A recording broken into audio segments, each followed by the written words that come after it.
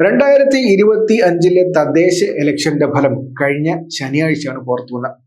വോട്ടിന്റെ കണക്കുകൾ വെച്ച് നമുക്ക് മധ്യ കേരളത്തിലേക്ക് നോക്കുമ്പോഴത്തേക്കും സെൻട്രൽ കേരളയിലേക്ക് നോക്കുമ്പോഴത്തേക്കും UDFന്റെ വ്യക്തമായ സ്വാധീനവും വിജയവും നമുക്ക് കാണാൻ സാധിക്കും. 2021 ഇലക്ഷനകത്തും UDF പിടിച്ചിരുന്നത് ഈ മധ്യ കേരളത്തിലായിരുന്നു. ആ കണക്കുകൾ പരിശോധിക്കുമ്പോഴത്തേക്കും തൃശ്ശൂർ മുതൽ കോട്ടയം വരെയുള്ള ആ ജില്ലകളുടെ ഒരു കണക്ക് പരിശോധിക്കുമ്പോഴത്തേക്കും വ്യക്തമായ ഒരു സ്വാധീനം നമുക്ക് കാണാൻ സാധിക്കുന്നുണ്ട്. ഏകദേശം 41 സീറ്റാണുള്ളത് മധ്യ കേരളത്തിലുള്ളത്. 41 നിയമസഭാ സീറ്റുകളാണ് മധ്യ കേരളത്തിലുള്ളത്. അതിൽ 27 UDF ആണ് ജയിച്ചിട്ടുള്ളത്. 14 മാത്രമേ പിടിച്ചു നിൽക്കാൻ ഇവിടെ LDFന് സാധിച്ചുള്ളൂ. ആ കണക്ക് പരിശോധിക്കുമ്പോഴത്തേക്കും തൃശ്ശൂർ നമുക്ക് ആരംഭിക്കുമ്പോൾ തൃശ്ശൂർ മണ്ഡലത്തിൽ ലീഡ് UDFനാണ്. നേരത്തെ 2021 ഇലക്ഷൻ നേരിയ വ്യത്യാസത്തിൽ മാത്രം CPI LDF ജയിച്ച മണ്ഡലമാണ് തൃശ്ശൂർ. അവിടെ ഇത്തവണ 9,966 വോട്ടിന്റെ ലീഡ് തദ്ദേശ ഇലക്ഷൻ പ്രകാരം UDFനുണ്ട്. മറ്റു മണ്ഡലം നോക്കുമ്പോഴത്തേക്ക് നാട്ടിക, ഗുരുവായൂർ, മണലൂർ, കുന്നംകുളം, വടക്കാഞ്ചേരി, ചേലക്കര, കൊടുങ്ങല്ലൂർ, കയ്പമംഗലം എന്നിവിടങ്ങളിൽ വ്യക്തമായ ലീഡ് LDFനുണ്ട്. തൃശ്ശൂർ ജില്ലയിൽ പിന്നെ ചാലക്കുടി മാത്രമാണ് വ്യക്തമായ രീതിയിൽ മുന്നോട്ട് കയറി വരാൻ UDFന് സാധിച്ചിട്ടുള്ളത്. ചാലക്കുടിയും തൃശ്ശൂരും മാത്രമാണ് അവർക്ക് മുന്നിലുള്ളത്. ഇരിങ്ങാലക്കുട, പുതുക്കാട്, ഉള്ളൂർ എന്നീ മണ്ഡലങ്ങളിലും വ്യക്തമായ സ്വാധീനം LDFനുണ്ട്. അതിൽ കണക്ക് നോക്കുമ്പോഴത്തേക്കും കയ്പമംഗലത്ത് 18,696 വോട്ടിന്റെ ലീഡ് വ്യക്തമായിട്ടുണ്ട്. കുറവ് ലീഡുള്ള ഗുരുവായൂർ മാത്രമാണ്. ഗുരുവായൂർ മണ്ഡലത്തിൽ മാത്രമാണ് കുറവ് ലീഡുള്ളത്. ബാക്കിയുള്ള എല്ലായിടത്തും LDF ലീഡ് മെയിൻറ്റെയിൻ ചെയ്യുന്നുണ്ട്. എന്ന് വെച്ചാൽ തൃശ്ശൂർ വ്യക്തമായിട്ട് ചുവന്ന് തന്നെയാണ് ഇരിക്കുന്നത്. കഴിഞ്ഞ ലോക്സഭ ഇലക്ഷൻ സമയത്ത് BJP ജയിച്ച പല മണ്ഡലങ്ങളിലും വ്യക്തമായ ലീഡ് തിരിച്ചു പിടിക്കാൻ ഇത്തവണ LDFന് സാധിച്ചു എന്നത് സുപ്രധാനമായ കാര്യമാണ്. അതുമാത്രമല്ല 2 മാത്രമാണ് UDFന് ലീഡ് പിടിക്കാൻ സാധിച്ചിട്ടുള്ളത്. അത് തൃശ്ശൂർ മണ്ഡലത്തിലും ചാലക്കുടി മണ്ഡലത്തിലുമാണ്. അതിനുശേഷം പിന്നെ എറണാകുളത്തേക്ക് വരുമ്പോഴത്തേക്കും എറണാകുളത്ത് UDFന്റെ സമഗ്രാധിപത്യമാണെന്ന് എടുത്ത് തന്നെ പറയാം. വ്യക്തമായ മണ്ഡലങ്ങളൊന്നുമില്ല. എല്ലാ മണ്ഡലങ്ങളിലും വ്യക്തമായ സ്വാധീനം തിരിച്ചു പിടിക്കാൻ അവർക്ക് സാധിച്ചിട്ടുണ്ട്. ആ കണക്ക് നോക്കുമ്പോഴത്തേക്കും അങ്കമാലി മണ്ഡലത്തിൽ UDFനാണ് ലീഡ്. ആലുവയിൽ UDFനാണ് ലീഡ്. തൃക്കാക്കരയിൽ UDFനാണ് ലീഡ്. എറണാകുളം മണ്ഡലത്തിൽ ലീഡ് UDFനാണ്. തൃപ്പൂണിത്തുറയിൽ ലീഡ് UDFനാണ്. 243 വോട്ടിന്റെ ലീഡ് മാത്രമേ ഉള്ളൂ. ജസ്റ്റ് 243 വോട്ടിന്റെ ലീഡ്.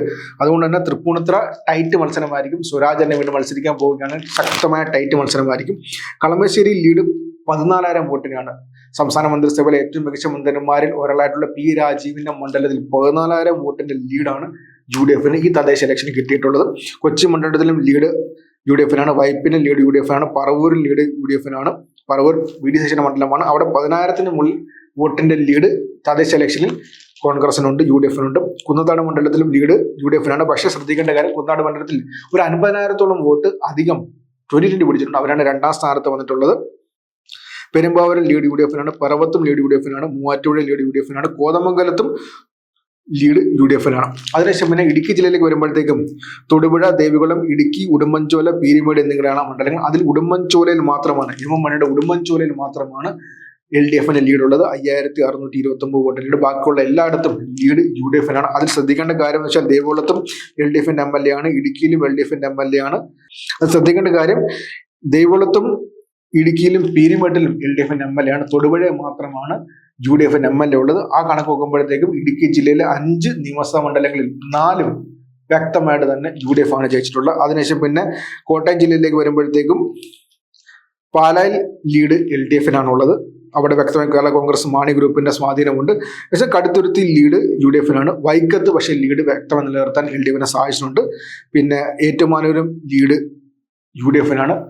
സംസ്ഥാനത്തെ മന്ത്രി VN വാസവന്റെ മണ്ഡലമാണ് ഏറ്റുമാനൂർ. അവിടെ ലീഡ് UDFനാണ്. കോട്ടയം മണ്ഡലത്തിലും ലീഡ് UDFനാണ്. കോട്ടയത്തിന്റെ MLA തിരുവഞ്ചൂർ രാധാകൃഷ്ണനാണ്. തിരുവഞ്ചൂർ രാധാകൃഷ്ണൻ UDF ആണ്. UDF 2021 ജയിച്ച മണ്ഡലമാണ്. അവിടെ ലീഡ് UDF നിലനിർത്തിയിട്ടുണ്ട്. പുതുപ്പള്ളിയിൽ 14,000 വോട്ടിന് ലീഡുണ്ട്. ചാണ്ടി ഉമ്മന്റെ മണ്ഡലമാണ് അവിടെ. ചങ്ങനാശ്ശേരിയിൽ 1,190 വോട്ടിന് ലീഡാണുള്ളത്. അത് LDF ജയിച്ച മണ്ഡലമാണ്. കേരള കോൺഗ്രസ് മാണി ഗ്രൂപ്പിനാണ് സീറ്റുള്ളത്. പക്ഷേ 1000 വോട്ടിന് ലീഡ് മാത്രമേ ഉള്ളൂ. അതുകൊണ്ട് മാറി മറിയാനുള്ള സാധ്യത വളരെ കൂടുതലാണ്.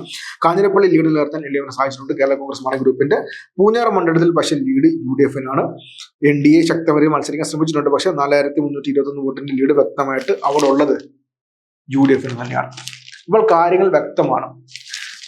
മധ്യ കേരളത്തിലേക്ക് വരുമ്പോഴത്തേക്കും 41 നിയമസഭാ സീറ്റുകളിൽ 27 വ്യക്തമായ സ്വാധീനത്തോടെ UDFന് ജയിക്കാൻ സാധിച്ചിട്ടുണ്ട്. 14 മാത്രമാണ് പിടിച്ചു നിൽക്കാൻ LDFന് സാധിച്ചിട്ടുള്ളത്. പക്ഷേ ആ കണക്ക് പരിശോധിക്കുമ്പോഴത്തേക്കും, വോട്ടിന്റെ നില പരിശോധിക്കുമ്പോഴത്തേക്കും 1000 വോട്ടുള്ള 1000 വോട്ടുള്ള നിരവധി മണ്ഡലങ്ങളുണ്ട്. 5-6 മണ്ഡലങ്ങളിൽ തന്നെ വോട്ട് നില മാറി മറിയാനുള്ള സാധ്യത വളരെ കൂടുതലാണ്. അവിടെ 41 ഒരു 20-20 മാത്രമേ കാര്യം മുന്നോട്ട് പോകാൻ സാധിക്കത്തുള്ളൂ. അതിങ്ങനെ പിടിച്ചു നിൽക്കാൻ സാധിക്കുമെന്ന് പ്രതീക്ഷിക്കുന്ന മണ്ഡലമാണ് LDF-ന് മധ്യ കേരളത്തിലുള്ളത്. കേരള കോൺഗ്രസ് മാണി ഗ്രൂപ്പ് പോകുമോ ഇല്ലയോ എന്ന കാര്യത്തിൽ യാതൊരു തീരുമാനമായിട്ടില്ല. കേരള കോൺഗ്രസ് മാണി ഗ്രൂപ്പിനെ വ്യക്തമായിട്ട് UDF മാടി വിളിക്കുന്നുണ്ട്.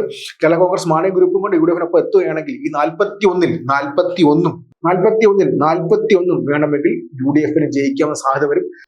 കോട്ടയം ജില്ലയിലും പിന്നെ ഇടുക്കി ജില്ലയിലും വ്യക്തമായിട്ട് കയ്യിൽ നിന്ന് പോയിട്ടുള്ള മണ്ഡലങ്ങൾ തിരിച്ചു പിടിക്കാൻ UDF-ന് സാധിക്കാൻ പറ്റുന്നതാണ്. ആ സിറ്റുവേഷനിലേക്ക് എത്തുമെന്ന കാര്യം വരും ദിവസങ്ങളിൽ പറയാൻ സാധിക്കും. പക്ഷേ നിലവിലത്തെ രീതിയിൽ 2025 ഈ തദ്ദേശ ഇലക്ഷനിലെ വോട്ടിംഗ് പാറ്റേൺ പരിശോധിക്കുകയാണെങ്കിൽ 41 മണ്ഡലങ്ങളിൽ 27 വ്യക്തമായ ലീഡുള്ളത് UDF-നാണ്. UDF-ന് വ്യക്തമായ മേൽക്കൈ മധ്യ കേരളത്തിൽ നമുക്ക് കാണാൻ സാധിക്കുന്നുണ്ട്.